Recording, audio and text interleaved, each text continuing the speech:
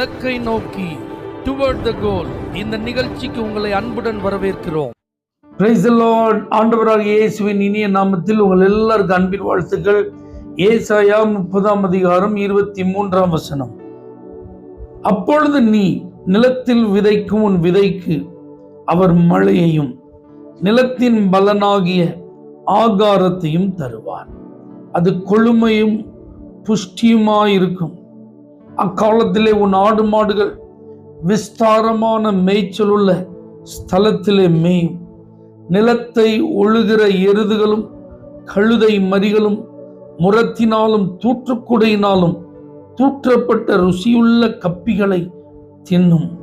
கோபுரங்கள் விழுகிற மகா சங்காரத்தின் நாளிலே உயரமான சகல மலைகளின் மேலும் உயரமான சகல மேடுகளின் மேலும் ஆறுகளும் வாய்க்கால்களும் உண்டாகும்.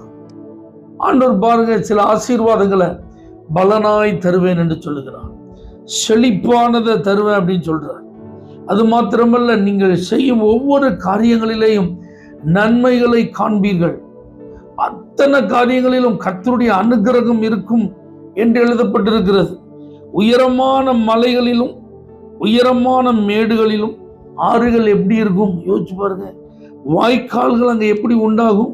ஆனா கர்த்தர் சொல்றார், நான் அந்த உயரமான இடங்களில் எல்லாம் ஆறுகளையும் வாய்க்கால்களையும் உண்டாக்கும். அப்ப ஆண்டவர் ஒரு தேவனுடைய பிள்ளைய ஆசீர்வதிக்கணும், திருப்தியாக்கணும், செழிப்பாக்கணும்.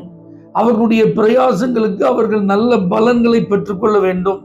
அது மாத்திரமல்லாமல் அவர்கள் நினைத்து கூட பார்க்க முடியாத நன்மைகளை அவர்களுடைய இடத்திலேயே கர்த்தர் கொடுக்க வேண்டும். இது எல்லாம் அவருடைய விருப்பம், இது எல்லாம் அவருடைய திருவுள சித்தம். ஆனால் இது எப்பொழுது சாத்தியமாகும்? அதுக்குதான் அந்த வசனம் அப்பொழுது போ அப்படின்னு தூக்கி போட்டா அப்பொழுது இப்ப சொல்லப்பட்ட எல்லாம் கிடைக்கும். எதை தூக்கி போட சொல்றாரு?